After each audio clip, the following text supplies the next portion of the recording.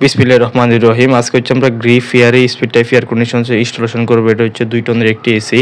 তো পুরো ভিডিওতে হচ্ছে এসির হচ্ছে রিভিউ থাকবে। আশা করি ভিডিওটি যদি প্রথম থেকে দেখেন তাহলে হচ্ছে অনেক কিছু এই বিষয়ে জানতে পারবেন এসি সম্পর্কে। তো আমরা হচ্ছে এখন হচ্ছে ইনডোর ইউনিটে কাজ করছি। ইনডোর ইউনিটে হচ্ছে বেস প্লেটটি লাগানো হয়ে গিয়েছে। এখন হচ্ছে ইনডোর আউটডোর পাইপ কানেকশনে যে হোলটি করতে হবে সেটি ছিদ্রের কাজ চলছে এখন। ইনডোর ইউনিট স্থাপনের ক্ষেত্রে খেয়াল রাখতে হবে উপরে যাতে যথেষ্ট পরিমাণ যাতে জায়গা খালি থাকে, আর হচ্ছে ইনডোরের লেভেল যাতে সঠিক থাকে। এটা হচ্ছে GS24XFB মডেলের এসিটাতে হচ্ছে রেফ্রিজারেন্ট হচ্ছে R32 ব্যবহার করা হয়েছে এবং এটার EER হচ্ছে 3.61 হচ্ছে এটার EER। আর এটার এয়ার ফ্লো যে ভলিউম সেটা হচ্ছে 1300 মিটার কিউব পার আওয়ার। আসুন এবার আমরা আউটডোর ইউনিট সম্পর্কে জানি। এটা হচ্ছে আউটডোর ইউনিটের যে কম্প্রেসর সেটার হচ্ছে রোটারি টাইপ হচ্ছে কম্প্রেসর ব্যবহার করা হয়েছে, ইনভার্টার কম্প্রেসর।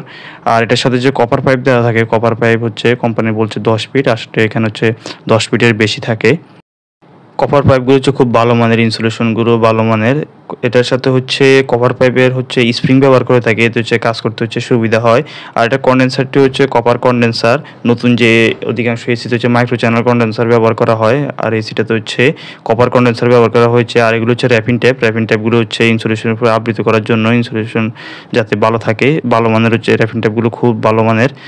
এই হচ্ছে আমাদের আউটডোর রিভিউ। এরপর যে হচ্ছে আমরা আউটডোর সেট করা হচ্ছে কাজ করবো। আমরা হচ্ছে স্ট্যান্ড হচ্ছে দেওয়ালে মার্ক করে নিয়েছি, মার্ক এখন হচ্ছে ড্রিল মেশিনের সাহায্যে হচ্ছে রয়েল বোর্ড সেট করা কাজ চলছে এখন।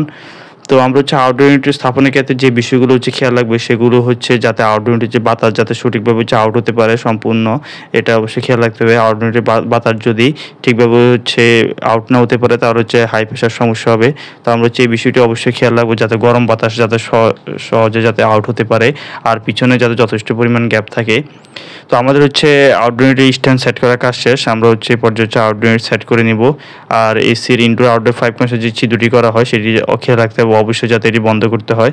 আর এসি স্থাপনের ক্ষেত্রে গুরুত্বপূর্ণ একটি বিষয় হচ্ছে ভ্যাকুয়াম করা। আমরা হচ্ছে ইউনিটটাকে হচ্ছে ভ্যাকুয়াম করবো। ভ্যাকুয়াম করলে হচ্ছে কুলিং পারফরমেন্স হচ্ছে ভালো দিবে। তো আমরা এসি স্থাপনের ক্ষেত্রে অবশ্যই এই বিষয়টি খেয়াল রাখবো।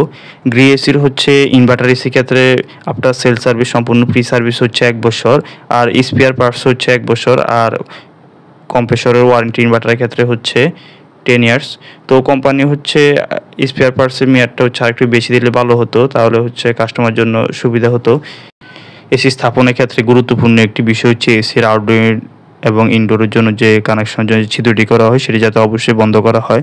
সেটি যদি বন্ধ করা না হয় তাহলে একসময় হচ্ছে এসির অনেক বড় হচ্ছে ক্ষতি হয়ে যাবে।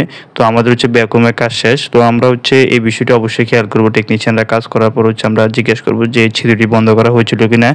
না হয় পরবর্তীতে হচ্ছে আমার এই এসির হচ্ছে অনেক বড় হচ্ছে ক্ষতি হয়ে যাবে, এসি বিস্ফোরণ হতে পারে। এই কারণে এই বিষয়টি হচ্ছে আমরা খেয়াল রাখবো যাতে ছিদ্রটি যাতে বন্ধ করা হয়।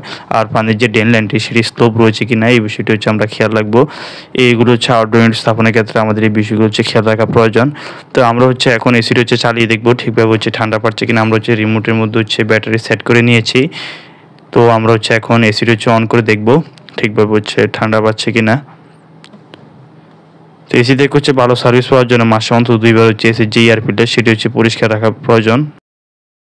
এসির এয়ার ফিল্টার যদি আমরা পরিষ্কার না করি তাহলে হচ্ছে বাতাস সঠিকভাবে হচ্ছে ইন হতে পারবে না। বাতাস যখন সঠিকভাবে হচ্ছে ইন হতে পারবে না তখন হচ্ছে রুমে বাতাস সঠিকভাবে হচ্ছে আউট করতে পারবে না। এক পর্যায়ে হচ্ছে ইনডোর ইউনিট থেকে হচ্ছে সমস্যার শব্দ করবে। তো আমরা হচ্ছে নিয়মিত এসির যে এয়ার ফিল্টারগুলো সেগুলো হচ্ছে পরিষ্কার রাখবো।